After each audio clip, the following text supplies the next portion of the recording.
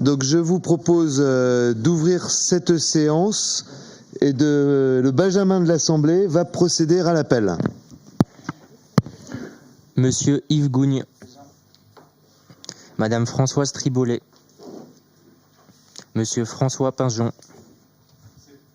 Pingon, pardon, excusez-moi. Monsieur Jean-Luc Bonafou. Madame Stéphanie Nicolet. Monsieur Rodolphe Rambaud. Madame Anne Riberon. Monsieur Jean-Pierre Cide. Madame Caroline Dompnier du Castel. Monsieur Grégory Rousset est excusé et a donné pouvoir à Madame Christelle Crozier. Monsieur Luc Chavassieux. Madame Annick Blanc. Monsieur Renaud Pfeffer. Madame Pascal Chapeau. Monsieur Loïc Biot. Monsieur Patrick Béret. Madame Pascale Daniel. Ok. Madame Véronique Merle. Madame Raphaël Guerriot. Monsieur Olivier Biagi. Madame Marilyn Seon est excusée et a donné pouvoir à Monsieur Biagi. Monsieur Badel idem et a donné pouvoir à Monsieur Julien. Madame Isabelle Brouillet. Monsieur Christian Fromont. Présent. Madame Christelle Crozier. Monsieur Marc Coste. Monsieur Fabien Brezin. Présent. Madame Hélène Destando. Monsieur Cyprien Pouzargue. Présent. Arnaud Savoie, présent. Madame Isabelle Niana. Madame Ghislaine Cherblanc. Présent. Monsieur Gérard Magnier. Monsieur Bernard Chatin. Monsieur Pascal Outrebon. Madame Séverine Sichéchol. Monsieur Charles Julien. Je vous remercie.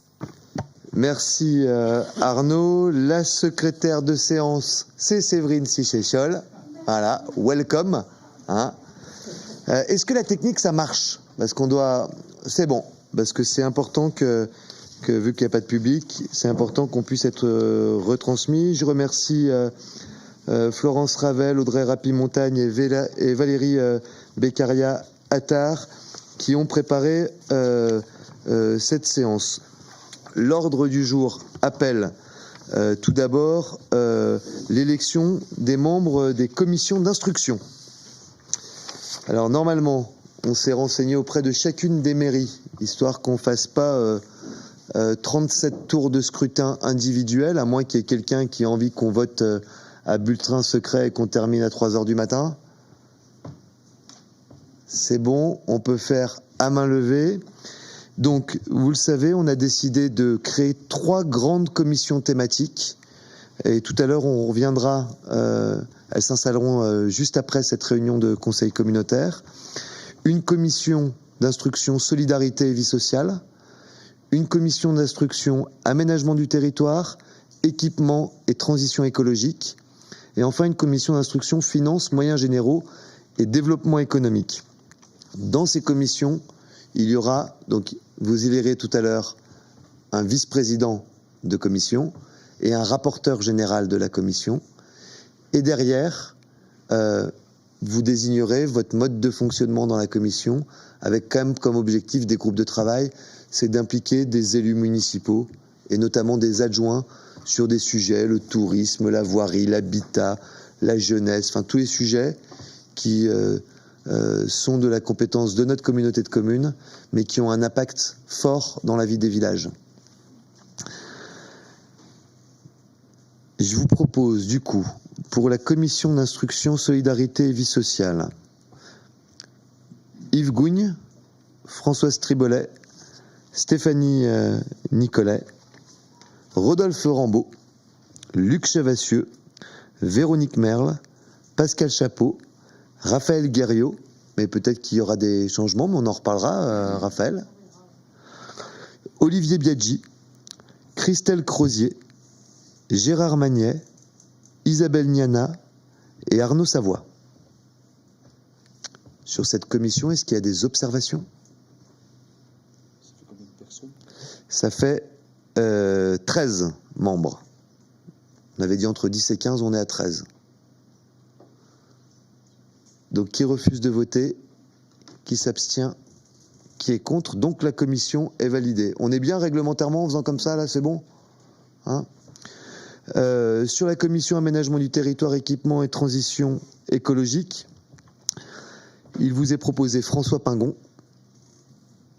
Caroline Dompnier-Ducastel, Grégory Rousset, Annick Blanc, Patrick Béret, Marilyn Séon, Thierry Badel, Isabelle Brouillet, Christian Fromont, Marc Coste, Hélène Destando, Bernard Chatin, Pascal Outrebon et Charles Julien. Est-ce qu'il y en a qui se sentent mal à l'aise dans cette commission?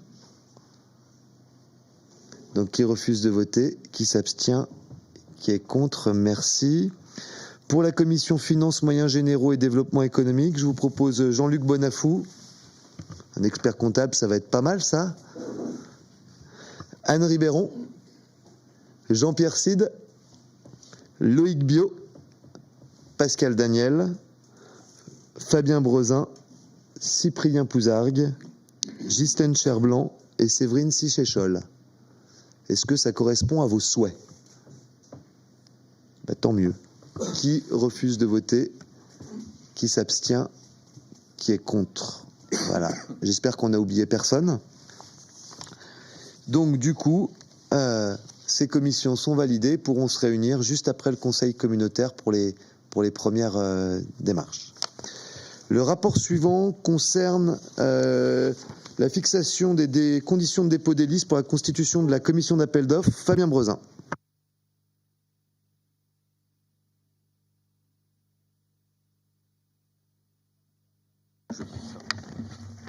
Donc la commission d'appel d'offres, elle intervient uniquement sur les procédures de marché formalisées.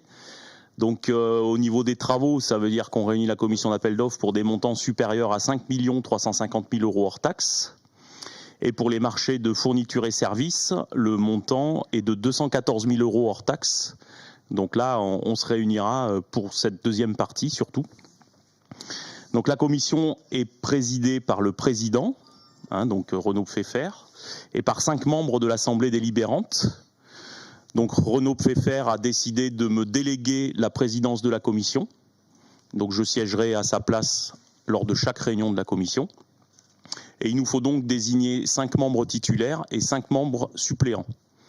Donc pour ça, il y a des listes à déposer. Donc on vous propose une date limite de dépôt des listes au 23 juin, au siège de la Copamo. Et on élira la commission d'appel d'offres lors du prochain conseil communautaire. Donc l'idée c'est on va refaire. Merci Fabien, pardon. L'idée c'est qu'on va refaire comme on a fait pour les commissions. On va solliciter les maires et il y a ceux qui voudront faire partie de la commission d'appel d'offres. On fera toutes les formalités pour que la liste soit déposée en temps et en heure à la communauté de communes pour que on puisse la valider. Et par ailleurs pour les marchés à procédure adaptée. Qui sont des petits marchés, des plus petits marchés, parce que en investissement 5 350 000 € hors taxe, je ne suis pas sûr que la commission se réunisse très régulièrement. Voilà. En revanche, pour les marchés à procédure adaptée, là il y a un formalisme qui est beaucoup plus simple, et l'idée c'est de pouvoir impliquer au fil des projets les élus dans cette commission. Est-ce qu'il y a des observations sur cette délibération? Non. Eh bien, alors, on vous propose d'adopter le fait que les listes devront être déposées au siège de la Copamo le 23 juin 2020 au plus tard, et de m'autoriser à signer tout document nécessaire à sa mise en œuvre. Qui refuse de voter? Qui s'abstient? Qui est contre? Je vous remercie. Le rapport suivant concerne la fixation des indemnités des élus. Fabien. Donc vous avez tous reçu le rapport concernant cette délibération. Donc je voudrais apporter quelques petites modifications, donc président si vous le voulez bien. Donc dans les articles qui sont visés au début, je souhaiterais rajouter l'article L5211-9 qui précise le rôle du président, sachant qu'on cite déjà le L5211-10 qui précise le rôle du bureau. Donc il me semble important de rajouter le -9.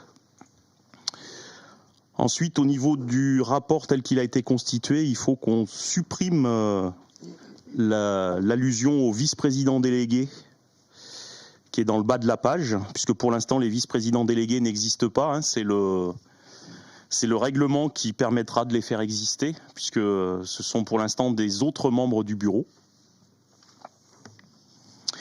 Et enfin, je souhaiterais vous proposer, au niveau de la dernière phrase, supprimer la date du 5 juin et mettre à la place la date de l'élection.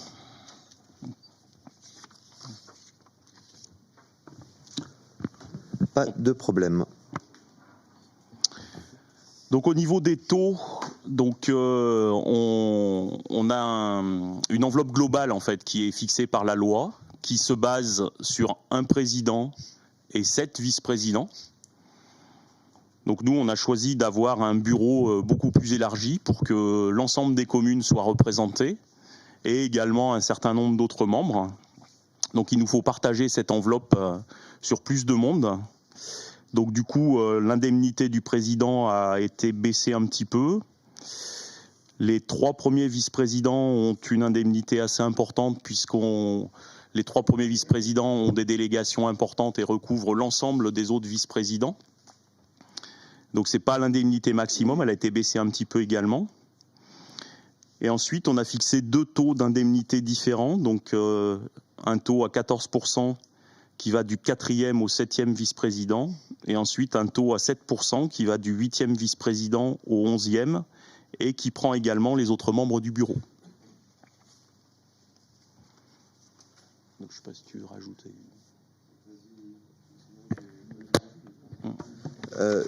Du coup, en fait, pour tout vous dire, cette répartition, parce que c'est toujours un sujet un peu délicat, ces questions d'indemnité, en fait, moi, je vous propose que la question des indemnités soit un sujet du pacte de gouvernance, qui sera, on va en parler tout à l'heure.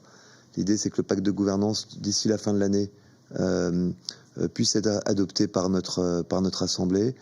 Et je pense que c'est important parce que aujourd'hui, moi, je vois dans la répartition de ces indemnités un certain nombre de déséquilibres. Voilà. Et je pense qu'il faut qu'on travaille un peu plus en amont. C'est vrai qu'on a été élu il y a 10 jours. Voilà. Donc c'est vrai que tout ça s'est fait à la va-vite. Et donc je vous propose, moi, d'adopter ce rapport en sachant que dans les 6 mois, il sera ou non, en fonction de nos échanges sur le pacte de gouvernance, modifié. Est-ce qu'il y a des questions ? Moi, je vais juste faire une observation que j'ai faite au bureau, puisque effectivement ce déséquilibre m'a interpellé, et c'est pour ça que j'ai demandé des explications. Et moi, ça me va très bien si ce déséquilibre est revu dans le cadre du pacte de gouvernance. Merci, Olivier. Est-ce qu'il y a d'autres observations ? Donc, il vous est proposé, alors avec les modifications précisées par Fabien, c'est-à-dire on rappelle avec l'article L 5211-9 les missions du président. On supprime autres membres du bureau que on évoquera à l'occasion de l'adoption du règlement intérieur qui fera aussi l'objet de discussions dans le cadre du pacte de gouvernance. Et enfin, c'était quoi ta 3e modification ? Ah oui, la date c'est-à-dire décider de ces indemnités seront versées depuis la date de l'élection du président et des vice-présidents. Faut-il modifier en direct ou... Non, c'est bon, là on modifie, c'est dans la délib, hein. Voilà. Puis vous le verrez, on le verra tous quand on recevra les délibs. Qui refuse de voter, qui s'abstient et qui est contre, je vous remercie. Le rapport suivant concerne les délégations de pouvoir du Conseil communautaire au bureau communautaire et au président. Yves Gougne. Voilà, pour faire un petit peu un parallèle par rapport à nos communes, donc pour donner de l'efficacité au système, le bureau exécutif et le président ont donc des possibilités d'engager la communauté de communes sur les bases de délégation. Donc ce qui est proposé ce soir, c'est que le conseil communautaire, peut donner délégation donc au bureau et au président pour valider, en tout cas pour réaliser ce qui est positionné au niveau du budget et valider donc tous les actes qui sont prévus dans ce budget. C'est un petit peu comme dans les communes, mais pas tout à fait, parce que si dans les communes c'est bien cadré entre la délégation que l'on donne au maire, la commune, dans les communautés de communes c'est un petit peu plus libre, c'est même beaucoup plus libre, sauf, alors vous avez le tableau, je ne sais pas si tout le monde, on va pas repasser tout ce tableau en commentaire ce soir, mais ce qu'il faut retenir, c'est que toutes les délégations ne peuvent pas pour autant être transmises, on ne peut pas tout transmettre au président, notamment tout ce qui touche le budget, l'institution et la fixation des différents taux que l'on a amenés dans le budget, ou des tarifs ou des redevances. On ne peut pas transmettre non plus l'approbation des comptes administratifs. On ne peut pas non plus transmettre donc au président et au bureau les dispositions à caractère budgétaire prises par le PCI, à la suite par exemple d'une mise en demeure de la Chambre régionale des cours, des comptes, des décisions relatives aux modifications. Enfin, il y a tout un tas de petits points donc, qui sont notés dans la délibération, sur lesquels on ne peut pas, absolument pas, transmettre cela au bureau et vice-président et au président. En revanche, tout le reste est faisable. Donc il est proposé ce soir au Conseil communautaire, donc pour rester dans la volonté d'avoir un bureau élargi à tous les maires et d'avoir un bureau, pour le coup, le plus efficace possible, d'approuver donc toutes les autres délégations et de donner donc pouvoir au bureau communautaire et au président tel que cela a été présenté. En revanche, le président, comme toutes les décisions qui seront prises au bureau, devront être portées à votre connaissance. Et ce travail sera fait lors des conseils communautaires et on expliquera à chaque fois que le président a signé tel document ou que le bureau exécutif s'est engagé sur telle et telle action. Voilà. Merci Yves. Je crois, Fabien, que tu avais des remarques. Oui, donc je pense qu'il nous faut ajouter quelques petits compléments sur les différentes délégations. Donc il y a beaucoup d'endroits en fait où on délègue des décisions qui ont un impact financier. Donc au niveau de toutes ces délégations, il faudrait bien préciser lorsque les crédits sont inscrits au budget, ce qui permet de déléguer uniquement s'il y a les crédits et dans la limite des sommes qui sont inscrites et ne pas déléguer plus que ce qu'on a mis au budget. On a 2 points là qui n'ont plus lieu d'être, c'est l'indemnité de trésor de notre conseillère, puisque ça ne se vote plus, hein, c'est maintenant fixé. Et on a également l'approbation du contrat pluriannuel avec le département qui n'a plus lieu d'être. Donc du coup, il faudrait le supprimer puisque ça n'existe plus. On est maintenant en contrat annuel avec le département. J'avais un autre point. C'est là-dessus.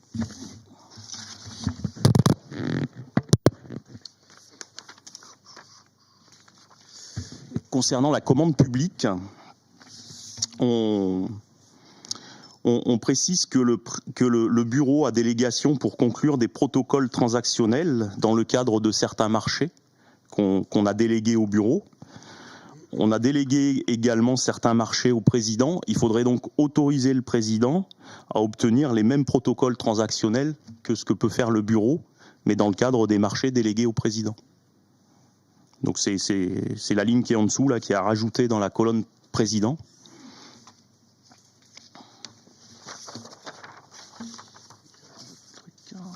Alors ça va. Non, j'ai un autre truc. Et dans la partie finance, on a délégué au président la mise à jour des tarifs suite aux modifications imposées par les organismes extérieurs partenaires. Donc ce point-là, en fait, soit les organismes extérieurs fixent leurs tarifs, et dans ce cas-là, nous, on les applique, on n'a rien à voter, soit les tarifs modifiés des prestataires extérieurs entraînent des modifications de nos tarifs. Dans ce cas-là, il faut qu'on vote les tarifs en conseil communautaire. On ne peut pas déléguer cette chose au président. Donc du coup, je vous propose de supprimer cette partie-là. C'est en haut de la page 5. Ça sera tout. Merci. Ah, Mme Daniel. Moi, je voulais juste faire remarquer quelque chose que j'avais déjà dit le mandat précédent.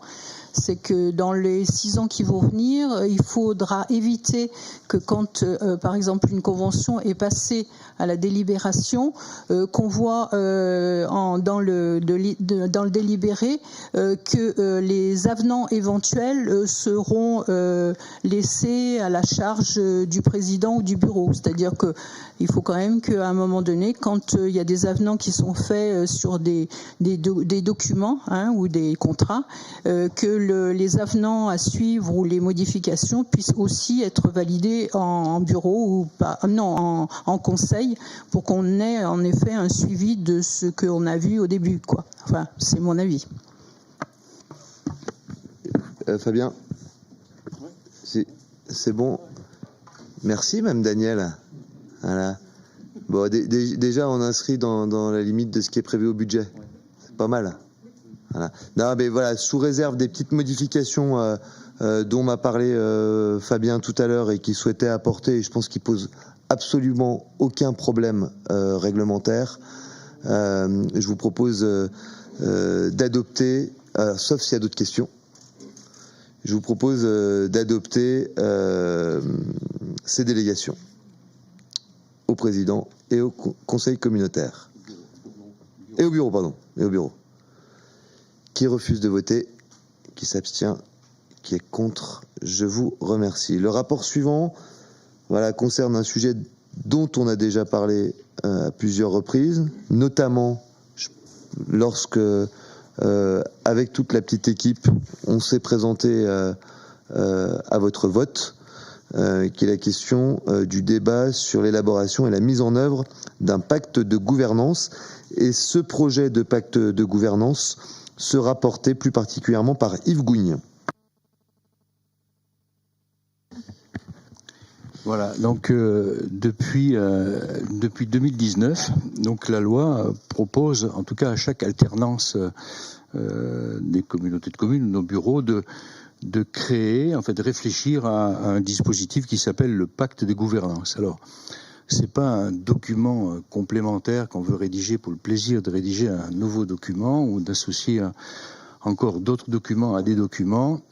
L'idée qui est positionnée là, c'est que le contexte national d'ailleurs, si c'est créé depuis 2019, tout cela amène à ce que la gouvernance et la manière dont on traite toutes les compétences et tout le travail qui est fait doit être en tout cas, je dirais, réfléchi et partagé.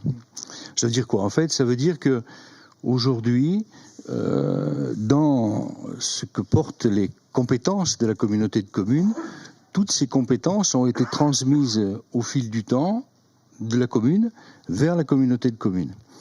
Et ces compétences transmises, elles ont évolué tout au long du temps.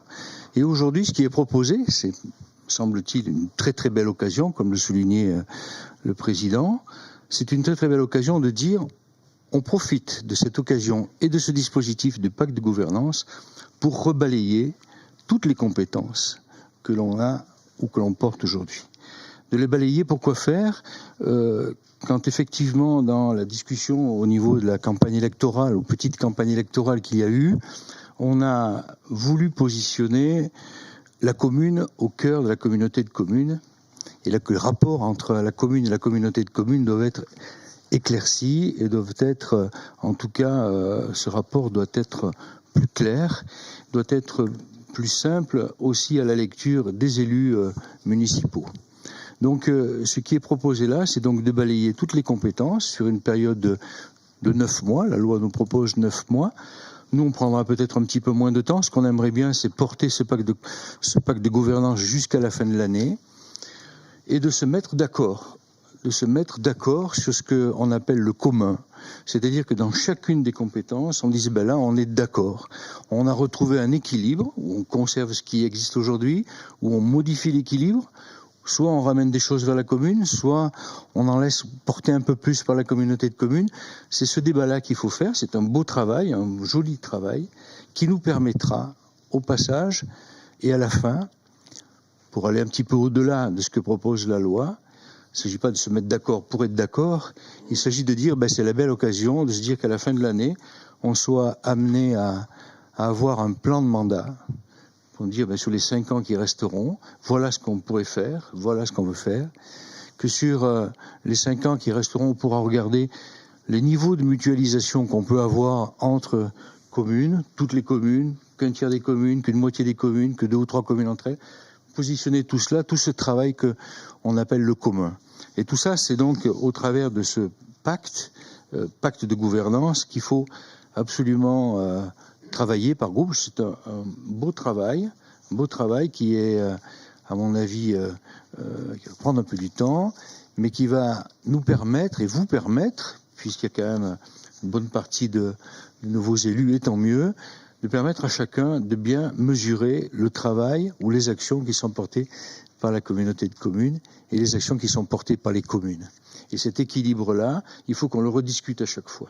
C'est un beau travail qui nous engagera et qui nous permettra de se mettre d'accord et aller dans l'esprit de ce qui a été fait jusqu'à présent, c'est-à-dire on ouvre le bureau à tous les maires, on joint d'autres membres du bureau, on travaille en groupe, en équipe, et si collectivement on est encore tous capables de se positionner sur ce pacte de gouvernance, c'est à mon avis un gage, en tout cas c'est une garantie de l'efficacité de ce que l'on voudra porter tout au long de ce mandat.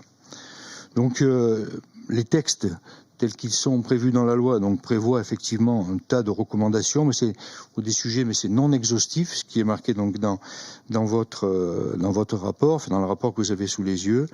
Moi, ce que j'y vois, c'est que vraiment, c'est une bien belle opportunité que l'on a là de travailler ensemble et vraiment de définir ensemble, collectivement, ce que l'on pourra faire jusqu'en 2026. Tout cela s'appuie sur les bases d'un projet de territoire qui a été écrit en 2014-2015. Ce projet de territoire a donné des grandes orientations. Il y avait 5 enjeux très clairement établis. Ces 5 enjeux, il faut les remettre à niveau. Sont-ils encore d'actualité ? Sans doute. Et au travers de ces enjeux, il faut qu'on travaille sur les bases de ce projet de territoire, qu'on décline notre pacte de gouvernance qui amènera notre plan de mandat. Voilà le travail qui est proposé. Je ne sais pas encore trop de quelle manière on va le faire, par petits groupes, par commission, je sais pas, c'est un travail qui est peut-être par commission générale, par discussion plus large, mais c'est un travail qui est très très important à faire à ce stade de la communauté de communes Copamo. Dire aujourd'hui, si on propose une telle gouvernance et une telle organisation, c'est pas le fait du hasard, c'est que c'est un réel besoin. C'est un réel besoin. Les élus des communes doivent être informés, doivent être au courant et doivent nous aider, doivent partager ce que l'on porte ici. Voilà, c'est le vœu que je veux faire. Merci Yves. Moi, je rajouterais que ce temps-là pour le pacte de gouvernance, c'est une occasion inespérée en réalité. Une occasion inespérée d'aborder tous les sujets de la communauté de communes sans tabou, sans agressivité, sans insulter de passé, encore moins en insultant l'avenir, bien évidemment. C'est une occasion qui est pas de non-dit. C'est une occasion de s'interroger sur le rôle de la communauté de communes sur le territoire, sur le rôle du conseiller communautaire, sur le rôle du conseiller municipal en lien avec la communauté de communes, sur le rôle des adjoints, sur la collaboration avec les services, sur le travail qu'on peut fournir avec nos partenaires. Le premier de nos partenaires, c'est la population. C'est ceux pour qui on agit. Mais vous avez également le monde associatif, les entreprises, les grandes institutions, nos partenaires du quotidien dans lesquels on est représenté, nos communautés de communes voisines. Et en fait, je crois vraiment que l'enjeu de ce pacte de gouvernance, c'est d'arriver à se dire, depuis 1967, il y a eu un travail extraordinaire qui a été réalisé. Comme chez nous, dans nos foyers, il y a des hauts, il y a des bas. Mais ce qui est important, c'est d'utiliser toute la capacité et la force de ce territoire pour bâtir un plan de mandat en fonction d'une réalité, qui est la réalité de ce qu'est notre collectivité aujourd'hui, en prenant en compte sa situation financière, en prenant en compte les impacts de la crise Covid, en prenant en compte le fait qu'on a des nouveaux modes de consommation qu'il faut peut-être défendre. On a tout un tas de thématiques. Quand on parle de l'agriculture, je pense qu'on peut porter un message autour de l'agriculture, autour du foncier agricole et de sa protection, autour des métiers de l'agriculture. C'est voilà, ce pacte de gouvernance, en fait, si jamais on fait bien le boulot, et donc là c'est chacune et chacun d'entre vous qui en portez une part de responsabilité, ce pacte de gouvernance, ce sera la carte d'identité de notre collectivité. Voilà. C'est qui on est, d'où on vient, et derrière on arrivera, à partir du moment où on aura imaginé sur tous ces sujets hyper vastes, et donc pas de sujet de tabou, ça veut dire qu'il n'y a pas de question interdite. Il n'y a pas la question bête, ça n'existe pas. Au contraire, l'idée c'est de se projeter et de dessiner ensemble un avenir meilleur pour les habitants de notre territoire. Est-ce qu'il y a des observations ? Il faut y aller, c'est le moment où on est censé parler là. Cyprien. Oui. Alors moi je suis nouvel élu à la Copamo et je dois dire que je suis vraiment content qu'on prenne ce temps de reposer les bases de la Copamo, une logique de refondation pour moi, et qui va nous permettre de clarifier vraiment le rôle de la Copamo auprès de nos administrés et de la valeur ajoutée qu'elle doit apporter au quotidien à nos administrés. Et moi, je suis vraiment content qu'on prenne ce temps-là. Et en même temps, j'ai hâte d'avoir le plan de mandat écrit. Nous, dans nos communes, on est en train de le faire, on est en train de les écrire. Et j'ai hâte de voir la traduction opérationnelle de ce pacte en plan de mandat. Merci. Sur le plan de mandat, je pense qu'il y a quelque chose qui est assez simple, c'est qu'on vient tous de communes différentes. On a des parcours différents. On a pris des engagements totalement différents les uns les autres vis-à-vis de notre population. C'est le moment, en fait, ce moment du pacte de gouvernance. C'est pas d'arriver avec un programme pré-mâché, mais c'est d'arriver, en fait, avec ce qui est commun. Ce sur quoi on va pouvoir avancer ensemble. Et donc, je comprends ton impatience, mon cher Cyprien, mais moi, je pense qu'il faut être aujourd'hui impatient de contribuer à la réalisation de ce pacte de gouvernance et à la réalisation de ce plan de mandat. C'est-à-dire, c'est aujourd'hui, on a une chance aussi assez incroyable. On est l'été, là. C'est le moment où les choses vont un peu se poser. Profitons de l'été pour se retrouver dans d'autres contextes aussi. Il ne faut pas qu'on se retrouve que dans le cadre d'un conseil communautaire. Le pacte de gouvernance, c'est toujours le respect, la confiance, mais c'est peut-être aussi la convivialité. C'est peut-être le fait que chacun, on s'intéresse à ce qui se passe chez l'autre. C'est le fait que on se donne tous rendez-vous à la soupe aux choux du 7 juillet à Saint-André-la-Côte. Parce qu'il n'a toujours pas payé son coup à boire, Marc. Donc il faut fixer des dates. Voilà, je pense que en fait, c'est aussi notre capacité à agir ensemble sur le territoire et surtout à vouloir apprendre les uns des autres. Cette année, il n'y aura peut-être pas la fête à Chaussan organisée par le Comac, mais la fête à Chaussan organisée par le Comac, c'est un truc, c'est à voir dans une vie. Quand on va à la fête à l'ancienne à Saint-Jean-de-Toula, la fête du lac à Mornan, Pascal, dans tous nos villages, on a des événements qui nous rassemblent. Voilà, maintenant, il faut qu'on y aille tous ensemble. Et c'est peut-être un des premiers points du pacte de gouvernance, c'est cette cohésion et cette unité par-delà nos différences. Juste un dernier mot par rapport à cohésion et collectivité, collectif. Il y a le mot aussi complémentarité des villages et des communes dans tout ce qui est porté dans ce plan de mandat. Et ça, à mon avis, c'est aussi un acte très important, cette complémentarité et solidarité qui va avec. La solidarité intervillage dans nos actions, c'est très important.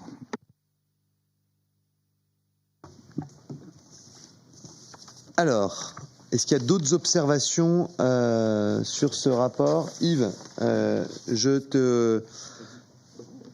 pas parlé des villages en réseau, mais... Il n'a pas parlé des villages en réseau. Ça se comprend. Il en parlera beaucoup. Voilà, aujourd'hui, c'est la méthode qu'on vous propose pour élaborer ce pacte de gouvernance. Yves, c'est une mission essentielle pour notre communauté de communes. Alors, c'est pas le plus beau document marketing qui compte, on est d'accord. C'est le meilleur sens qu'on donne aux choses. Donc, on a échangé. Il n'y a rien à adopter, là. Si, on adopte le fait qu'on continue l'aventure. Qui refuse de voter? Qui s'abstient? Qui est contre? Je vous remercie. Rapport suivant concerne la création de la conférence des maires. Pascal Outremont. Alors sur la conférence des maires, ça participe un peu du même esprit. Vous avez certainement lu en 2019 la loi engagement et proximité. Elle avait été promulguée à la fin du mois de décembre 2019. Donc nos législateurs avaient travaillé sur toute l'année 2019 sur ce projet de loi qui comportait d'ailleurs une douzaine de thématiques. C'était dans une ambiance que tout le monde a bien perçu comme dans un climat social national qui était difficile et où souvent les interfaces les plus efficaces ont été les maires entre le gouvernement et effectivement les conflits sociaux qui étaient larvés dans toute la France. Donc il y avait aussi ce climat de désaffection par rapport à de futures élections municipales. Le législateur, enfin en tout cas les pouvoirs publics étaient plutôt inquiets de voir que plus de la moitié des maires semblaient ne plus vouloir se représenter. Et puis, donc, il y avait cette inquiétude aussi qui était portée par les pouvoirs publics. Donc, cette loi a été votée, promulguée en décembre. L'article qui nous concerne, c'est un des 12 articles, c'est le L5211-11-3 du CGCT, qui modifie la loi précédente. Donc, cette loi, sur le plan général, visait à conforter le rôle du maire pour trouver un meilleur équilibre avec son intercommunalité. Ça, c'est important, mais aussi plus généralement de clarifier son rôle, de faciliter son exercice et de le conforter et de le rassurer dans son rôle. Le texte de loi donc a voulu renforcer le rôle des communes et des maires au sein des établissements publics de coopération intercommunale. C'est ce que la plupart d'entre nous, qui avaient déjà une expérience de l'intercommunalité, souhaitaient, que les communes et leurs représentants, le maire en premier lieu, redeviennent des acteurs essentiels de l'intercommunalité, que l'intercommunalité soit véritablement cette traduction d'un établissement au service des communes, on reboucle par rapport à ce qui vient d'être dit, que les communes construisent l'intercommunalité, que l'intercommunalité descende dans les communes. L'intercommunalité, c'est l'administration, c'est aussi les élus, et c'est bien de la responsabilité des maires que de faire vivre cette plasticité entre les communes et l'intercommunalité. Notre PCI est resté à taille humaine et la volonté du président a été que les 11 maires composent le bureau, qu'ils soient tous ensemble à la manœuvre, dans la concertation, dans la connaissance des dossiers. Toutes les EPCI n'ont pas cette chance, puisque vous en connaissez d'autres qui ont parfois 40, 50 communes et c'est bien plus compliqué. Le pacte de gouvernance à 11 nous permet de nous accorder sur le fonctionnement au quotidien de notre PCI et de conforter le maire dans l'intercommunalité. Dans le cadre de la loi engagement et proximité que j'évoquais, la création d'une conférence des maires est désormais obligatoire. Pour ce qui nous concerne, avec notre configuration du bureau composé des 11 maires plus Madame Cherblanc, cette création n'est pas obligatoire. Néanmoins, il me paraît important que nous la fassions. Cette conférence des maires ainsi créée, avec des ordres du jour, une fréquence de rencontres trimestrielle, c'est ce qui est dit dans les textes, nous permettra de débattre entre nous sur les enjeux d'une intercommunalité au service des communes, d'échanger sur nos attentes, sur nos manques. Ces périodes que nous venons de vivre, conflits sociaux, puis pandémie, ont mis en lumière le rôle éminent qu'ont joué ces élus de proximité. Les pouvoirs publics ont bien vu et reconnu que la République repose beaucoup sur les collectivités locales et sur les maires, quand il s'agit de protéger les gens, d'aider les plus faibles, de faire fonctionner les écoles par exemple. Ils incarnent au plus près les territoires avec des responsabilités exigeantes en proximité de nos concitoyens. Si cette conférence s'était réunie ces derniers mois, c'était difficile car nous étions en plus entre deux élections. Donc tout le monde n'était pas élu, c'était bien compliqué dans certaines communes. Mais dans un autre contexte, nous aurions été plus forts.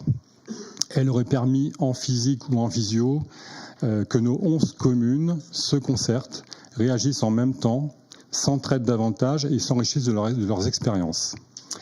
La période qui s'annonce, avec la nécessité d'une reconstruction écologique, économique et sociale, va rendre encore plus nécessaire cette connaissance de la proximité, de ce tissu économique et social de chacune de nos communes et de ses fragilités. Les maires, tous ensemble, devront être à la manœuvre pour discerner les urgences et arbitrer. La conférence des maires permettra aussi d'échanger sur nos pratiques communales quotidiennes, nos difficultés, nos solutions, nos expériences, et de trouver parfois entre nous des aides, des mutualisations géographiques de proximité. Elle permettra aussi de porter une voix plus forte auprès des services préfectoraux, départementaux, régionaux et auprès de nos parlementaires nationaux. Je vous propose donc d'accepter la création de cette conférence des maires. Là aussi, le pacte de gouvernance, dans les 6 mois, pourra permettre de définir plus précisément son rôle et son importance. Merci. Est-ce qu'il y a des observations? Oui, Hélène. Simplement pour être sûr de bien comprendre, donc puisque la conférence des maires aura la même composition que le bureau élargi, c'est simplement les thématiques avec tous les maires. Les thématiques vont être plus des thématiques un peu de réflexion, de lever la tête du guidon, etc., comme c'est tous les trimestres. Alors que le bureau traitera plus de questions exécutives. Bien sûr. C'est un peu plus se projeter par rapport à ce que l'on veut faire de ce territoire à 11 communes. C'est aussi parler de notre fonctionnement interne à nos communes, parce qu'on a ces échanges que j'ai évoqués qui sont parfois importants. La configuration n'est pas tout à fait la même, puisque nous avons les 11 maires d'un côté, mais nous avons aussi ce bureau qui est composé de 14 personnes. Les 11 maires, donc c'est le bureau aujourd'hui est composé de 11 VP, avec Madame Cherblanc, plus les 3 VP délégués, alors on les appelle peut-être pas comme ça, donc c'est un peu différent. Là, on est plus dans le quotidien du fonctionnement d'Interco, effectivement. Alors que là, on est plus sur une réflexion par rapport aux orientations possibles de ce territoire. Mais c'est aussi une façon de mieux faire percevoir par nos concitoyens ce qu'est l'Interco à travers leur maire. En fait, il y a eu un défi quand même, c'était que l'intercommunalité a été extrêmement décriée, et notamment par les maires. Ce qui se passait, c'est que, et donc on n'était pas un cas isolé à la Copamo. Je suppose qu'à la DCF, à l'Association des communautés de communes de France, ça devait être un sujet complètement récurrent. Et quand on demandait aux maires, pourquoi en fait est-ce que vous voulez pas vous représenter? Il y avait plusieurs raisons. Il y avait c'est lourd, c'est beaucoup de sacrifices personnels, familiales et compagnie. C'est le poids de la réglementation.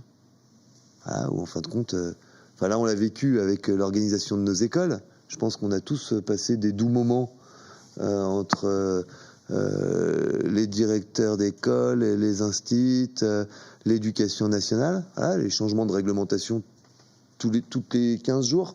Voire tous les 3 jours. Et il y avait aussi le fait que les maires se sentaient dépossédés de leurs moyens d'action par le renforcement suite à tout un tas d'actes de loi.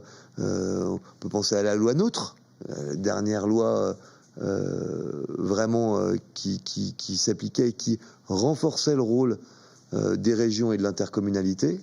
En fait, on partait d'un système commune-département-État à communauté de communes, région-État.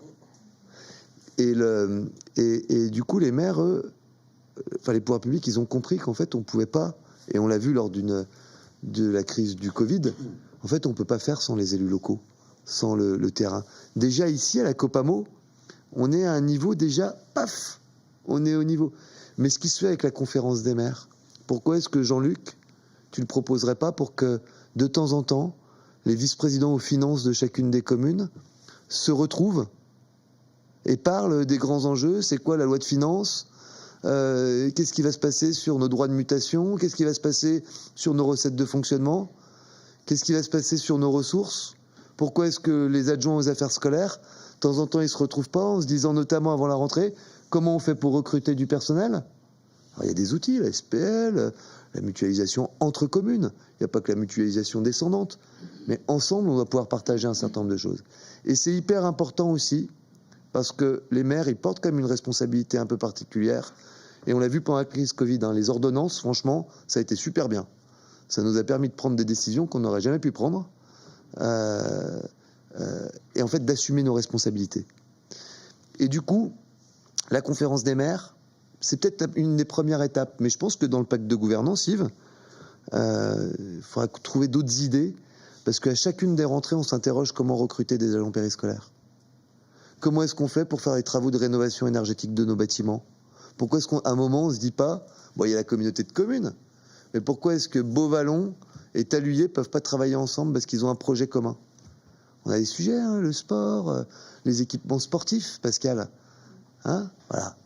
Et en fait, je crois que, à l'image de la conférence des maires, c'est toute notre collectivité qui doit travailler un peu plus ensemble. Et ça, mon cher Yves, ça va être ton boulot. Ton boulot. Voilà. Est-ce qu'il y a des observations? Est-ce que déjà, enfin, dites, il faut vraiment dire hein, ce que vous en pensez de tout ça. Moi, pour moi, ça me paraît être le bon sens. En fait, la grande chance que l'on a, indépendamment de la pression qu'on se met, mais la grande chance que l'on a, c'est que cette communauté de communes, 30 000 habitants, c'est pas énorme en soi, 30 000 habitants. Si on arrive à définir des complémentarités, 11 communes, 11 personnes, 11 maires, qu'est-ce que c'est par rapport à tout ce que l'on peut voir à côté sur les agglomérations où il y a des assemblées de 100 personnes, ou Saint-Étienne Métropole, ou à la Métropole à Lyon, il y a des centaines de personnes qui se regroupent. Quel est le poids du maire? Quel est le poids de l'élu dans des conseils à 100 personnes? C'est très compliqué à comprendre. Donc là, du coup, on a vraiment une belle chance. On a un territoire qui est impeccable, qui a la bonne dimension, qui a la bonne taille. Et comme le disait Pascal, les communes, c'est encore ce qu'il y a de mieux pour faire fonctionner notre démocratie. C'est encore ce qu'il y a de mieux. Puis Pascal, c'est un grand défenseur des maires. Ah, ça fait longtemps. Pour ça, je suis à mon 4e mandat, c'est pour ça. Ah bah c'est pour ça, tu te défends bien en plus. Est-ce qu'il y a d'autres observations? Donc sur ce rapport, qui refuse de voter, qui s'abstient, qui est contre, je vous remercie. Yves, je te propose de rapporter le point suivant sur le centre aquatique et de prendre la présidence de notre assemblée pendant... Centre aquatique. Non, la SPL. La SPL. Est-ce que tu as tous les noms? Il faut que je te les donne. Tiens, regarde. C'est ceux qui sont cochés. D'accord. Hein? Et moi, je vous rejoins dans 5 minutes. Je te donne le pouvoir. Merci. Le sujet suivant donc, concerne la SPL.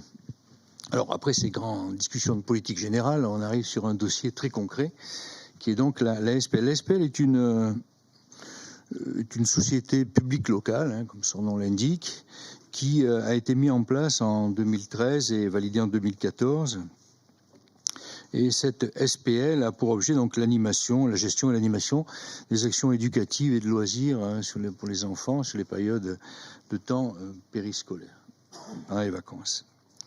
Cette SPL est donc une structure qui fonctionne avec, comme toutes les structures, comme bon nombre de structures, avec des instances qui sont l'Assemblée générale, qui réunit donc généralement les actionnaires de cette structure, un conseil d'administration. Aujourd'hui, la SPL telle qu'elle est organisée, donc il y a une assemblée générale, comme dans toute structure, où 15 membres représentant les communes, plus une personne de la communauté de communes. Pas forcément les 15 maires, mais en principe, c'est des personnes qui sont pas loin, ou qui ont une bonne délégation du maire pour être les actionnaires. Il y a après un conseil d'administration, c'est ce qu'on doit voter ce soir.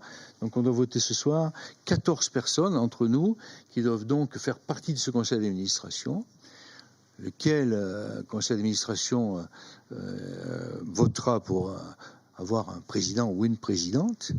Ce conseil d'administration tel qu'il est posé aujourd'hui, donc c'est des personnes du conseil communautaire. Il y a dans ce conseil d'administration également des représentants que l'on a appelés ou qui sont issus de l'assemblée dite spéciale. Donc il y a 3 niveaux. Cette assemblée spéciale, en fait, a été faite pour rééquilibrer un peu, pour que les communes puissent, j'essaye d'être le plus pédagogique possible, les communes puissent se dire que le fonctionnement de la SPL, c'est pas que la communauté de communes et les élus communautaires qui discutent la politique au sein de cette SPL, validée par l'Assemblée générale. On a mis en équilibre ce que l'on appelle l'Assemblée spéciale des actionnaires. Cette Assemblée spéciale des actionnaires est donc qui vient un petit peu en équilibre, hein, qui porte un autre nom. Parfois, on l'appelle sur les actionnaires de plus petite taille. cet équilibre-là, donc ces actionnaires, enfin cette assemblée spéciale des actionnaires, ces 14 membres désignés par les conseils municipaux. Donc en principe, chaque commune a peut-être déjà fait ou va pas tarder à le faire, désigner donc des personnes pour participer à cette assemblée spéciale. Cette assemblée spéciale se réunira. 2 personnes de cette assemblée spéciale viendront au conseil d'administration. Et nous, ici ce soir, on doit donc fournir la liste du conseil d'administration. Alors, si je prends les notes à Renaud, pour la commune de il m'a pas donné la bonne note, j'ai l'impression. Ça commence bien. J'ai l'impression que je suis un peu embêté. Sur la commune de Beauvallon, donc c'est des personnes du conseil communautaire. Donc on a positionné Françoise Tribolet et Stéphanie Nicolet, donc, qui est là. Sur la commune de Chabanières, c'est André Rambaud et... Ah, excusez-moi, Rodolphe Rambaud. Je suis devant, désolé Rodolphe, excuse-moi. C'est Rodolphe Rambaud et Anne Ribéron qui sont positionnés. Sur la commune de Chaussan, Luc Chavassieux. À Mornan, il y aura donc Renaud Pfeffer et Véronique Merle. À Orliena, c'est Olivier Biaggi. À Rivry, on a bien hésité, mais ça sera Isabelle. Il est seul. Comme à Saint-André-la-Côte, ce sera Marc, puisqu'il est tout seul. À Rontalon, on a positionné Christelle Crozier. À Saint-Laurent-d'Agny, c'est Hélène ou Cyprien? Est-ce qu'elle a coché Cyprien, mais tu m'avais dit. C'est Hélène. C'est Hélène. Hélène, donc bienvenue. Voilà. À Soucieux-en-Jarret, ce sera Arnaud Savoie. Et puis à Taluyer, donc Séverine Siché-Scholl. Excusez-moi. Voilà. Donc enfin, donc toutes ces personnes sont les personnes que propose le conseil communautaire pour faire partie donc du conseil d'administration de la SPL. Est-ce qu'il y a des questions sur le fonctionnement de la SPL? On peut profiter de la présence de Véronique Merle, qui est la présidente aujourd'hui donc de la SPL. Est-ce que vous avez des questions d'ordre général à la SPL ou d'ordre organisationnel sur lesquelles on pourrait peut-être répondre? Donc l'Assemblée générale, il y en a au moins une par an. L'Assemblée du conseil d'administration, c'est au moins 3 fois peut-être. C'est au moins 3 fois par an. Et l'Assemblée spéciale, c'est pareil, c'est aussi 3 fois par an. D'accord. Voilà. Est-ce que vous avez pas de questions particulières? Donc s'il n'y a pas de questions particulières, donc le conseil communautaire donc, est invité à désigner donc, ses représentants selon cette liste. Voilà. Donc qui est contre cette liste proposée, pardon? Plus un représentant pour l'Assemblée générale, c'est ça. Il faut un représentant qui en principe est Renaud Pfeffer, c'est ça. Donc comme il n'est pas là, on va en profiter. C'est effectivement, il nous faut, en plus de ces 14 représentants au conseil d'administration, il y a un représentant donc pour l'Assemblée générale qui est le président Renaud Pfeffer. Donc ces 14 personnes plus le président, est-ce qu'il y en a qui sont contre cette liste? Est-ce qu'il y en a qui s'abstiennent? Donc à l'unanimité, on valide cette liste pour le conseil d'administration de la SPL. Un autre point qui suit est donc celui du fonctionnement des équipements de la communauté de communes. Peut-être je vais passer la parole tout de suite à Pascal pour parler donc du centre aquatique. Donc, comme vous le savez, le centre aquatique a fermé ses portes le 13 mars. Nous avons souhaité qu'il réouvre. Je crois que c'était attendu par le public. On a différents centres aquatiques qui ne vont pas réouvrir cet été, mais ça nous paraissait un peu choquant de ne pas le faire sur un centre qui est quand même attendu par nos concitoyens, qui est plutôt un centre neuf, très accueillant. Donc on a souhaité effectivement prendre cette décision. Par contre, il y a des contraintes qui restent encore assez fortes en termes de distanciation. Donc les conséquences sont que la FMI, ce qu'on appelle la FMI, c'est la fréquentation maximum instantanée, est réduite à 150 personnes. Et nous avons souhaité qu'il y ait 2 plages d'accueil du public. En fait, une plage le matin entre 10h et 12h30 et une deuxième plage entre 14h30 et 17h. Sachant qu'entre les 2 plages, entre les 2 groupes d'accueil, il faut quand même engager des nettoyages importants du site. À commencer par les vestiaires. On a quand même cette possibilité encore, selon la rigueur du moment, lorsque l'on va ouvrir le centre, qu'il y ait 2 vestiaires qui soient utilisés, donc pas simultanément, mais l'un après l'autre. Ça nous évitera effectivement de nous précipiter sur des nettoyages importants. On a 2 vestiaires de couleurs différentes, c'est assez simple. Mais en tout cas, les conditions d'accueil sont très différentes de ce qu'elles sont d'habitude, quant aux horaires, quant à la FMI, et quant à la réduction du temps de baignade aussi, puisqu'en fait, il faudra faire en sorte que nos MNS puissent canaliser le public afin que tout le monde ne soit pas dans le même bassin. Donc c'est vraiment pas simple. Donc en fait, on a limité cette FMI à 150 personnes sur le premier groupe, 150 sur le deuxième. Je parlerai des tarifs ou tu en parleras, c'est comme tu veux.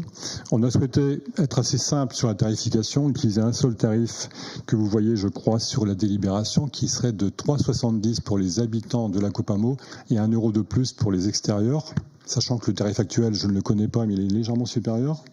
Voilà, tout à fait. Donc c'est vraiment un tarif attractif pour remettre en route la structure, sachant que les gratuités restent gratuites. Ça, c'est pour ceux qui payent. Quoi qu'il en soit, il y a un élément fort qui fait le fonctionnement d'un centre aquatique, c'est ce qu'on appelle le POS. Le POS, donc, c'est le plan d'organisation de la surveillance et des secours. C'est un élément essentiel, directif, qui permet effectivement de valider cet accueil. En l'occurrence, l'accueil étant différent sur les horaires, différent sur la FMI, nous devons apporter un avenant à ce POS. Donc là, l'objectif de cette délibération, c'est que vous permettiez effectivement de donner délégation au bureau pour valider cet avenant au POS, afin que l'on puisse assurer l'ouverture du mardi 7 juillet. On a besoin effectivement de retourner ce poste en préfecture, modifié par cet avenant, qui prend en compte ces modifs, le tarif, oui, bien sûr, les horaires d'ouverture et la FMI notamment. Et puis la fermeture de certains espaces, puisqu'en fait l'espace bien-être ne sera pas réouvert, ainsi que l'espace cardio. Et on a encore un doute aujourd'hui sur le pentaglisse, dont on n'est pas sûr qu'il puisse, en termes de contact notamment, et de nettoyage compliqué, qu'il puisse être réouvert en même temps. Donc ce qui vous est proposé, c'est de donner délégation au bureau pour valider cet avenant au POS afin de pouvoir ouvrir dans la date prévue, sachant qu'on doit engager dès à présent une vraie communication efficace, puisque cette ouverture se fera sur réservation en fait. Voilà. Oui, Pascal. Juste une petite question, on parle de tarifs Copamo hors Copamo, bien sûr. Est-ce que sur les inscriptions, il y aura une priorité, parce que je pense qu'il risque d'y avoir beaucoup de demandes, est-ce qu'il y aura une priorité pour les habitants de la Copamo ou ça sera les premiers arrivés, les premiers servis? En fait, on a un petit peu un doute sur la manière dont on va se remplir, en tout cas en nombre de nageurs à la piscine. On sait qu'il y a des habitués, des sportifs qui aiment la natation qui viendront. Pour le reste, on a un peu d'incertitude. Et en fait, on va générer au mieux donc des réservations sur ces créneaux-là. On avoue qu'on est un petit peu dans le flou. L'important, c'est de pouvoir redémarrer le centre sous les conditions le plus adaptées en fonction du déconfinement et de la sortie du Covid. On n'a pas regardé jusqu'à là, en fait, sur les réservations, mais le bon sens semble que oui. Quoique la piscine d'à côté, je crois qu'elle est en révision ou en fermeture. Ouais, non, je pense qu'on peut observer les premiers jours. On peut observer si vraiment on a une forte affluence envahie par les étrangers, c'est ça? Les étrangers. Il faudra qu'on réglemente un peu ça et qu'on privilégie notre public. Mais effectivement, on a quand même quelques doutes aujourd'hui. Il faut vraiment bien communiquer parce que ça paraît peut-être pas évident pour les gens de réserver avant d'arriver. Oui. Pour ceux qui sont abonnés, qui ont une carte, comment ça va se passer? Pour toi. Voilà, par exemple. Je crois que toute la grille des tarifs, comme l'a dit Pascal, ceux qui aujourd'hui ne payent pas, donc ils continueront à rester dans ce même dispositif. Pour ceux qui ont les tarifs abonnement, on s'inscrit en fait. On s'inscrit. Alors après, l'abonnement qui a été payé, je crois qu'on en a remboursé quelques-uns ou qu'on va en tout cas faire profiter ceux qui l'ont gardé. Il y a une discussion qui est ouverte là-dessus. Aujourd'hui, on propose donc 2 heures le matin et 2 heures l'après-midi. On ne sait pas trop où on va voir et on ajustera au fur et à mesure, quoi. Sauf miracle où on relâche d'un seul coup, comme on relâcherait les écoles, hein, on n'en sait rien. C'est encore dans 4 semaines, 3 semaines. Voilà. Sur les gens qui sont sur d'autres activités, on a souhaité quand même pratiquer certainement, je crois que ce sera l'édition qui sera prise, les avoirs. Parce que certaines personnes ne sont pas venues depuis 3 ou 4 mois sur des activités qu'elles ont payées.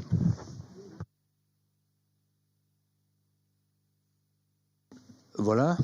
Ce qui n'a pas de point particulier, donc la question qui est posée au Conseil, c'est donc d'approuver donc ces tarifs à 3,70 € pour les habitants de la Copamo et 1 € supplémentaire pour les habitants hors Copamo, et puis valider également donc le POS, donc ce fameux document qu'on doit envoyer à la préfecture et qui nous permet donc d'ouvrir dans les conditions convenables liées au Covid. C'est comme tu veux, Yves, mais on doit dire 2 mots aussi de Jean Carmet. Oui, bon, je voulais terminer cette délib. Voilà. Est-ce qu'il y en a qui s'abstiennent pour l'ouverture, en tout cas du 8 juillet, dans les conditions telles qu'elles sont définies là? Est-ce qu'il y en a qui s'opposent? Donc tout le monde est d'accord pour que l'on le fasse. Merci. Alors dans la même idée, autre équipement intercommunal qui est la salle de ciné Jean Carmet, donc cette salle est fermée bien évidemment. On se propose de la réouvrir en version cinéma, non pas en version spectacle, mais en version cinéma à partir du 24 juin. C'est-à-dire on ouvrirait le mercredi et puis le week-end. À partir du 24 juin, donc je crois que c'est un mercredi, et après les vendredis, samedis, voire peut-être les dimanches, d'assurer donc le fonctionnement, et ce, à partir du 24 juin, jusqu'à la fin de l'année. On a plutôt envie de ne pas s'arrêter. D'habitude, cette salle, elle est fermée sur la période du mois d'août. Là, hormis s'il y avait des travaux bien spécifiques programmés, ce qui est un petit peu le cas, mais a priori, on serait capable donc d'ouvrir à partir du 24 jusqu'à la fin de l'année, sur une période Covid où sortie de déconfinement, où déconfinement est sorti, donc du mercredi et le week-end. On commencerait donc le 24, et puis le 26 juin, donc c'est-à-dire le vendredi, on se propose, habituellement, on lançait la programmation des spectacles, on faisait une soirée spécifique pour lancer la saison culturelle. Donc là, on ne peut pas le faire, évidemment. En revanche, le 26, vous serez tous invités, avec la population bien sûr, à participer, dans la mesure du nombre de places, à participer donc à une soirée un peu spécifique de cinéma. Le film, c'est Marius et Jeannette. C'est un film plutôt pas forcément récent, mais qui apporte en tout cas beaucoup, je dirais, de convivialité ou de solidarité, en tout cas.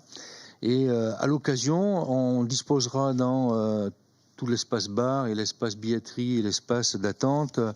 Donc on mettra des affiches, des pancartes, de la pub sur tout ce qui est de la programmation telle qu'elle est imaginée, en espérant que tout ça soit levé. Et du coup, ça permettra à tout le monde de venir, de constater et peut-être de s'inscrire pour participer au prochain programme ou au prochain spectacle qui auront lieu dès la rentrée. Voilà, donc retenez le 26, mais vous allez recevoir une invitation spécifique. Et puis j'en profite puisque j'ai le micro. Le président a souhaité à ce que cet été, pas forcément le 26, mais certainement un petit peu au mois de juillet, qu'il y ait une visite complète de centres culturels, mais peut-être aussi de la piscine. Je te laisse le mot de la fin. Je crois que c'est très important, même s'il faut demeurer très vigilant vis-à-vis du Covid, des possibilités de cluster, qu'on respecte toutes et tous les règles élémentaires de distanciation, qu'on demeure extrêmement vigilant, mais c'est très important que la vie elle reprenne. C'est important que les enfants retournent à l'école, que les parents retournent au boulot, que les grands-parents puissent voir leurs petits-enfants. mais c'est aussi très important qu'on reprenne des activités. Quand on voit qu'il y a un certain nombre d'associations sportives qui recommencent à faire des stages, ben voilà, il faut les encourager, il faut leur dire soyez vigilants parce que vous portez une responsabilité très lourde, même s'ils ne peuvent pas porter toute la responsabilité vis-à-vis d'un virus qu'on ne maîtrise pas. Mais là, je crois que sur 2 équipements phares de la communauté de communes, qui sont le centre aquatique, qui sont quelque part, pour certaines familles, une forme de vacances, qui sont en cas d'épisode de canicule, la possibilité de se rafraîchir, puis qui sont pour des enfants quand même, aller enfin, pour les nageurs, c'est bien, hein, reprendre de l'activité physique, c'est bon pour la santé, n'est-ce pas Patrick ? Mais je crois aussi que c'est très important, même s'il faudra qu'on fasse tous les travaux d'isolation phonique et tout vis-à-vis du voisinage, et ça je crois qu'il y a des engagements qui doivent être pris par notre communauté de communes, c'est très important d'à nouveau entendre des rires d'enfants autour du centre aquatique. C'est la vie qui redémarre. Et puis c'est important aussi de reprendre une activité un peu culturelle. Marius et Jeannette, c'est sympa, mais c'est important d'aller découvrir des films au cinéma, c'est important de partager des moments entre copains, c'est important de faire la fête, c'est important de se retrouver. Et là, maintenant qu'on a fini cette étape très difficile où tout s'est arrêté d'un coup, il faut que la vie, elle reprenne le dessus. Et je crois que le message qui est envoyé par la communauté de communes, pardon, excusez-moi, c'est pas le Covid, j'espère, c'est peut-être le tabac.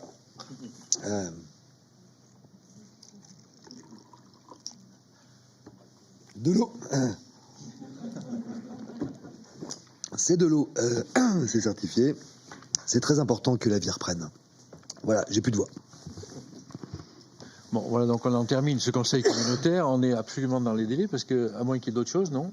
Ah oui, effectivement, un point très important, très très important. Vas-y, Louis.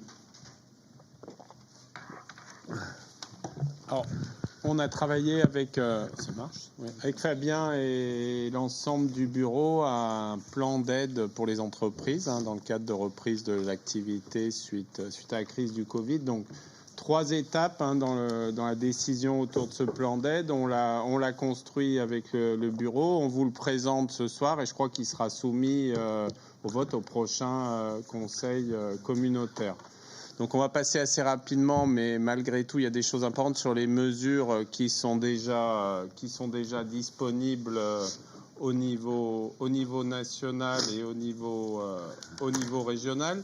Donc au niveau national, un certain nombre de mesures, dont certaines qui ont trouvé un écho très favorable. Forcément, le chômage partiel, les entreprises y ont eu recours massivement.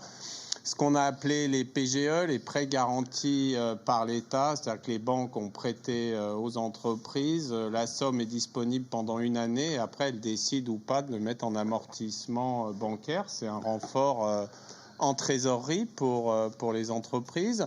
Il y a eu ensuite tout ce qui est du domaine du décalage, notamment décalage de charges sociales, décalage d'impôts. Et après, il y a eu des aides un petit peu plus ciblées, on va dire, par secteur d'activité.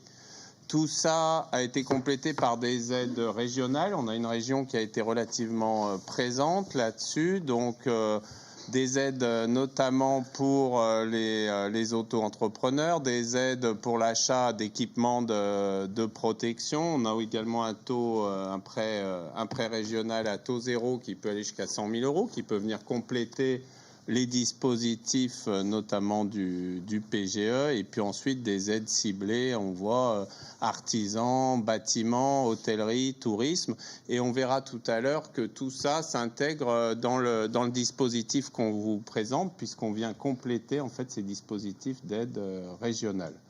Ce qui nous a guidés dans le plan, ça a été de ne pas aller vers une aide systématique, parce qu'il y a un certain nombre de communautés de communes notamment qui ont mis en place des aides, on va dire, avec un montant d'aide unique par entreprise. Ça n'a pas été notre souhait, parce qu'aujourd'hui, distribuer une somme identique à toutes les entreprises qui le demandent, ce n'est pas forcément une solution, parce qu'il y en a qui se sortent bien de la crise, il y en a qui ont des gros besoins, des grosses difficultés, et puis il y en a d'autres qui ont besoin d'accompagnement.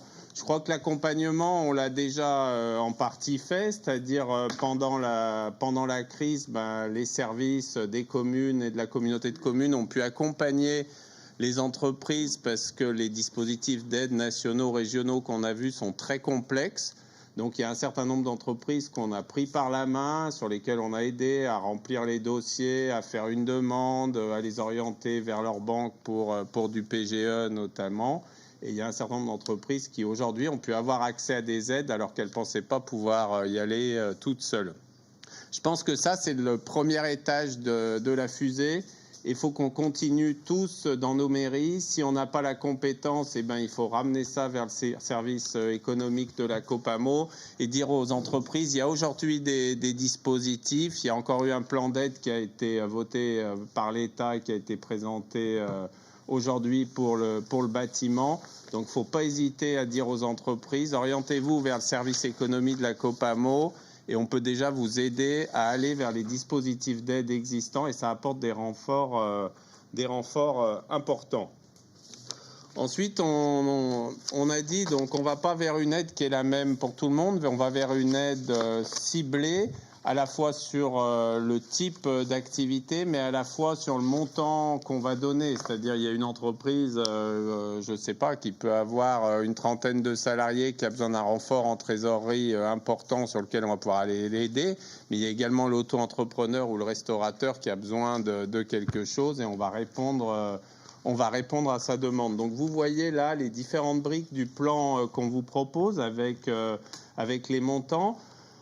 Une subvention déjà pour le secteur café, hôtel, restaurant. Alors là, c'est assez facile sur notre territoire parce qu'on n'en a pas des milliers. Ils se comptent sur les doigts de la main. Donc, il y a 75 000 € d'aide.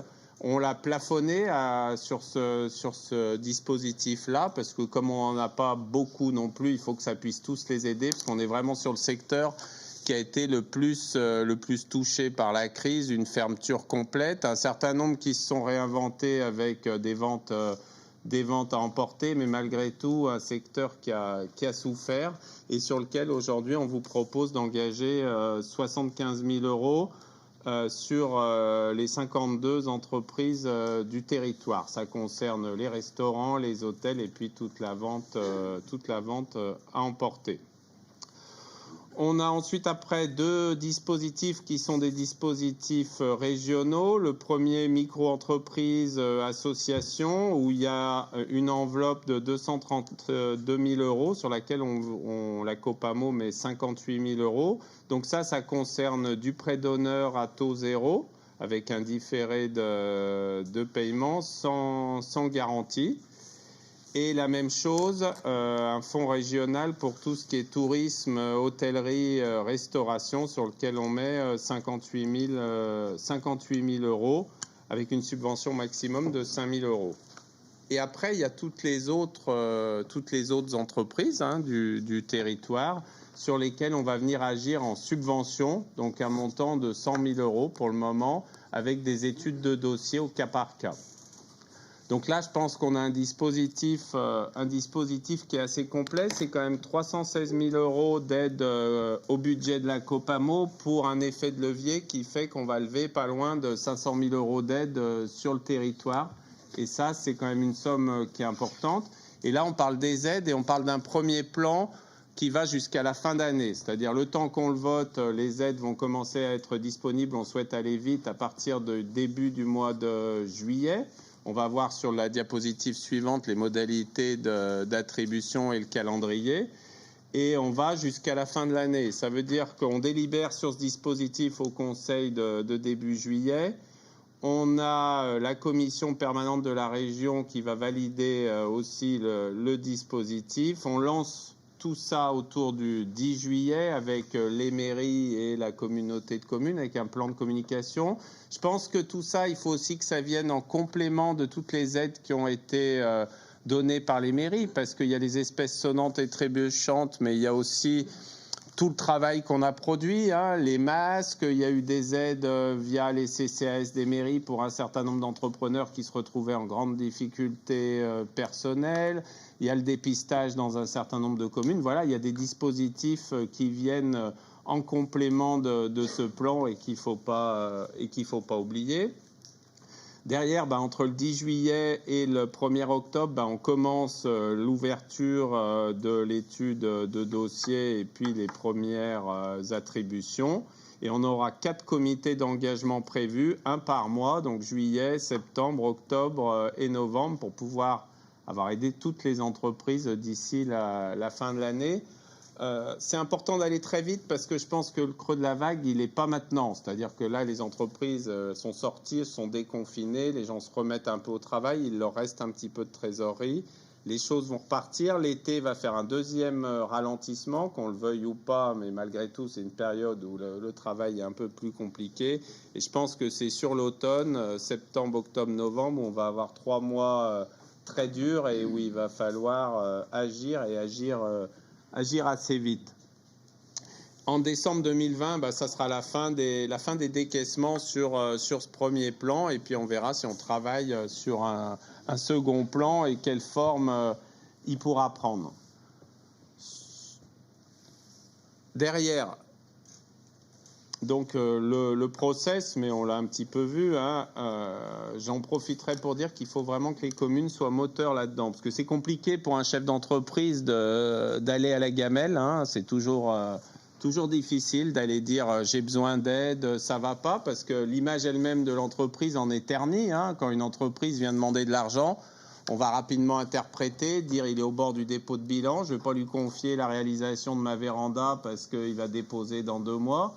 Donc ça interpelle toujours le chef d'entreprise qui ne va pas oser y aller. Donc dans les communes, vous avez vraiment le contact et le rôle de faire remonter ces difficultés, ces gens qui vont venir vous voir. Mais là, on parle aussi bien de l'auto-entrepreneur, de la profession libérale qui peut être touchée, l'avocat, le kiné, et puis l'entreprise d'une certaine taille. Vous les identifiez, vous les remontez, on les accompagne dans la réalisation d'un dossier de demande. On les reçoit pour une étude au cas par cas, calibrée avec eux, la somme qu'on peut y mettre, dans quel dispositif ils s'intègrent, et puis est-ce qu'on peut aller chercher des financements complémentaires dans les dispositifs notamment de l'État.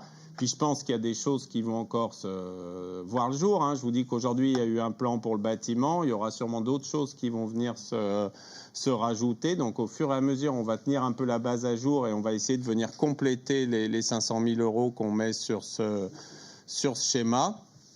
Et puis on fera un point mensuel en conseil communautaire des aides qu'on a mises en œuvre sur le mois qui a précédé. Tout ça, on l'a dit, ça vient en complément de tout ce qui a été porté pendant le confinement, à la fois par les communes, via les CCAS, mais aussi sur les appels entreprises, artisans, commerçants, où il y a eu un certain nombre de coups de fil qui ont été passés pour identifier les entreprises en difficulté. J'ai voulu rajouter là qu'il y a un point qui est fondamental, c'est la commande publique. La première aide qu'on peut leur apporter, c'est de les faire travailler. Je crois que ça, c'est important. Et là, il y a une voirie qui a été refaite dans la zone des Platières. C'est une entreprise du coin qui a travaillé. Vous avez tous dans vos communes, sur le début de vos mandats, des projets qui doivent partir vite. Il faut s'interroger à un moment donné et essayer de faire travailler les entreprises de notre secteur dans le respect, bien sûr, du droit et du choix. Je pense que pour compléter ça, il faudra qu'on travaille tous ensemble. On l'avait fait, nous, notamment à Mornan, sur la signature de la charte des bonnes pratiques du bâtiment avec la Fédération du bâtiment. Puis il y en a peut-être dans d'autres domaines d'activité sur lesquels les communes pourraient s'engager collectivement vis-à-vis d'une profession à les aider sur la commande publique.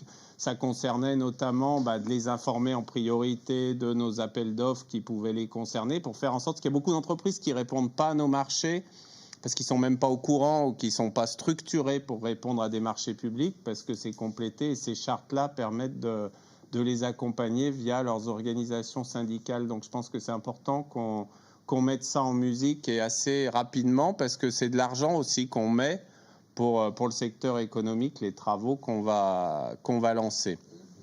Et au niveau de la Copamo, il y avait eu un certain nombre d'actions aussi, de la diffusion massive sur les dispositifs d'aide. Je l'ai dit tout à l'heure, l'accompagnement d'un certain nombre de chefs d'entreprise sur la rédaction et la dépose de leurs dossiers. Il y avait eu du téléphone auprès des entreprises du territoire en complément des communes. Et puis, il y avait eu l'aide sur l'obtention de matériel de protection, de plexiglas notamment. Donc voilà, je pense que c'est un plan assez complet qu'on a bâti dans une période assez courte. Maintenant, l'urgence, c'est de répondre très vite à ces demandes pour faire en sorte qu'à la fois nos entreprises restent compétitives, ne perdent pas d'emploi surtout, parce que là, le chômage partiel va progressivement s'arrêter, les salariés vont revenir en entreprise. Les charges, elles vont tomber dans les mois qui vont venir derrière. Ça veut dire qu'effectivement, la rentrée sera compliquée et il faut qu'on soit à la manœuvre pour aider nos entrepreneurs. Et je le répète, la réussite du plan, ce n'est pas ce qu'on vote aujourd'hui, c'est votre capacité à tous à identifier les gens qui ont des difficultés, à les faire remonter et au fait qu'on puisse leur faire un chèque au final. Parce que finalement, voter de l'aide, si on ne la distribue pas, ça n'a aucun intérêt. Donc il faut qu'aujourd'hui, on travaille tous à bien aller identifier ces entreprises. Merci Loïc. Est-ce qu'il y a des observations? Moi, j'ai peut-être un petit quelque chose, Jean-Luc. Ouais, je voulais compléter, oui. Moi, au niveau financier, puisque donc il nous faut trouver 316 000 euros. Donc on en a discuté en bureau, on a des pistes assez importantes. Donc on veut jouer aussi bien sur l'amélioration du fonctionnement, donc arriver à faire des économies en fonctionnement dans différents services, mais également jouer sur l'investissement en différant certains investissements qui ne sont pas forcément urgents. Donc l'idée étant que tout le monde participe. Donc aujourd'hui, on a trouvé déjà 2/3 des 316 000 euros nécessaires. Donc il nous reste 3 semaines pour trouver le dernier tiers. Donc on va en discuter dans la commission finances qu'on a un peu plus tard. Mais voilà, on a bon espoir d'arriver à trouver ces 316 000 euros pour le vote du 7 juillet.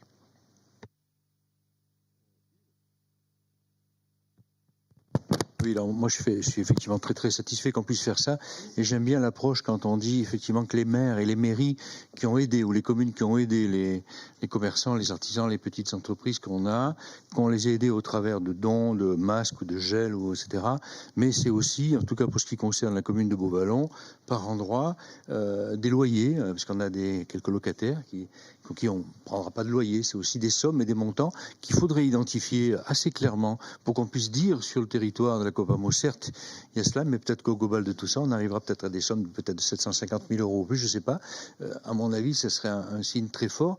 Et ce que j'aime, c'est bien que tous les maires puissent s'assurer que tous les commerçants, artisans, voire peut-être les grandes associations qui embauchent du personnel ou qui ont ont été bien détectés. Et ce travail-là, il faut vraiment le faire, quoi. Je fais confiance au phoning, à tout ce qui a été fait, mais il me semble quand même qu'il faut encore que tous les maires des communes soient bien sûrs, en tout cas, que personne n'ait été oublié dans ce dispositif-là. Et c'est par rapport à ce qu'on disait tout à l'heure sur le rôle des maires et le rôle des élus en général, faire ce travail de proximité. C'est à mon avis là un bien bel exemple. Merci Yves. Juste très rapidement remercier Fabien Brezin et Loïc Biot pour leur travail. On a un temps un peu record, mais c'est maintenant qu'il faut enclencher les choses. Moi, la première source de... On va pas faire de l'autosatisfaction, on est d'accord, mais le premier point positif, c'est que c'est un plan qui est fondé sur les besoins réels des entreprises. Le deuxième point positif, c'est qu'en fait, dans la méthode, on va devoir être agile, on va devoir être réactif et on va devoir être pragmatique. Et tout ça, on pourra l'être uniquement si on arrive à associer l'ensemble des acteurs. Hier, il y a eu une réunion avec le club des entreprises, le Cercle, et avec le CAP, où vous avez pu partager quand même les grandes... parce que là, on est sur les grandes lignes du plan. On n'est pas... D'ailleurs, on ne vous demande pas de voter, en réalité. On est en train de vous présenter notre piste de travail et ce sur quoi on va vous demander de voter dans quelques semaines. L'idée, c'est de pas... Enfin, faut pas qu'on arrose le dessert. Il y a quelques experts comptables autour de la table. Distribuer de l'argent pour distribuer de l'argent, ça n'a aucun sens. Il faut coller aux besoins le plus proche des entreprises. Il y a des entreprises qui n'auront besoin de rien, elles ne bénéficieront de rien. Et puis vous avez des entreprises, des nouvelles entreprises qui connaissent des difficultés. Qui imaginait que sur notre territoire, quand on nous voit tous bien coiffés, que les coiffeurs pourraient avoir des difficultés? En réalité, un salon de coiffure qui a fermé 2 mois, c'est perdu. Et on ne le retrouve jamais. Un kiné qui a perdu sa patientèle pendant 2 mois et qui doit reprendre avec des règles extrêmement complexes, c'est perdu. Et nous, en fait, on doit arriver à une association qui a des salariés, qui a bénéficié du chômage partiel, mais qui n'a plus d'adhérents en termes de ressources, c'est perdu. Et en fait, l'idée, c'est vraiment de coller au plus près du besoin, c'est-à-dire le comité d'engagement qui sera composé des maires ou des élus en charge de la vie éco, du commerce. Ce comité d'engagement, il ne devra pas définir des grandes règles. Il devra s'adapter au cas par cas aux besoins de l'entreprise. C'est quand même 700 000 € aujourd'hui, hors commande publique, grâce au partenariat et notamment grâce à la région et à la Banque des Territoires, qu'on arrive à déployer sur le territoire. Mine de rien, c'est pas mal.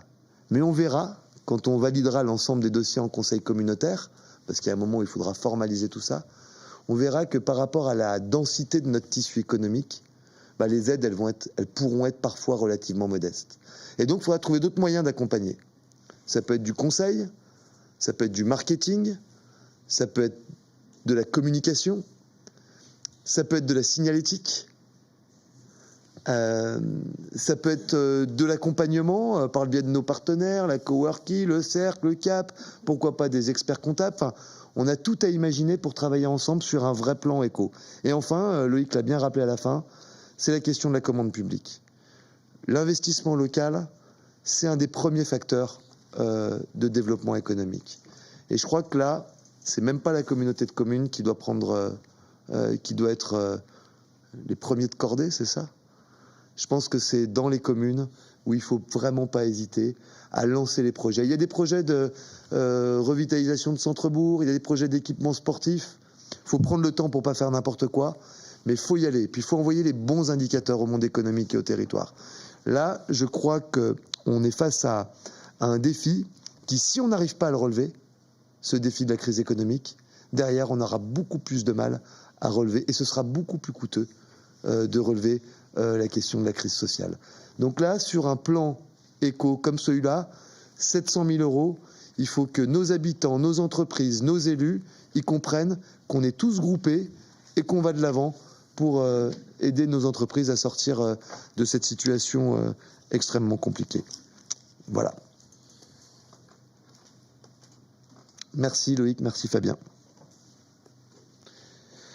Donc, on ne va pas revenir sur les décisions prises par délégation parce qu'il n'y a pas grand-chose. Hein. Voilà. Je vous propose de lever la séance et de nous retrouver le 7 juillet. Et on fait les commissions. Voilà, maintenant. Et on se retrouve le 7 juillet à 19h parce qu'on décale l'horaire d'1 heure pour permettre notamment à ceux qui bossent voilà, de ne pas avoir à se libérer trop tôt. 20h, c'est un peu tard. Pardon ? Un groupe ici pour les commissions. Ouais. Ah ouais, pour les commissions, il y a un groupe ici, un groupe dans la cuisine, c'est ça ? Donc la cuisine, ce sera la commission des finances. Ouais, non, on est en haut. Ah, vous êtes en haut ? Tais-toi ? Il y a cette place ? Parce que vous êtes très nombreux, vous. Non, il y en a 3 de moins. Là. Il y en a 3 de moins. Bon, bah c'est bon, alors. Voilà, le 7 juillet à 19h. Ouais. 30 juin, on l'oublie. Parce qu'on n'aura pas le temps de travailler tous ensemble sur le plan éco, de faire les commissions, de faire la concertation. Donc là, on n'est plus dans le speed, il faut faire les choses dans l'ordre. Bonne soirée.